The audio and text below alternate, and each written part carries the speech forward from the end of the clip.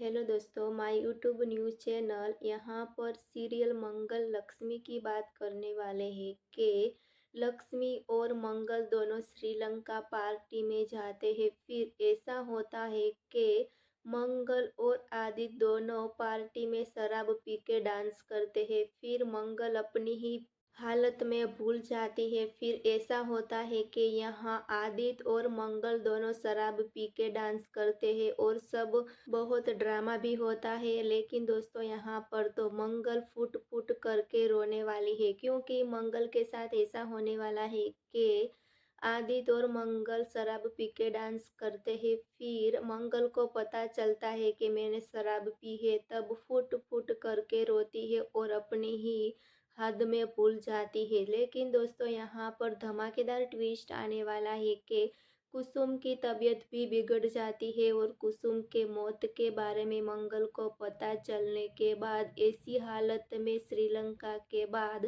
घर जाने वाली है। जी हाँ दोस्तों, आगे धमाकेदार ट्विस्ट आने वाला है और आगे देखने के लिए जुड़े रहे किरण सीरियल स्टोरी के साथ दोस्तों।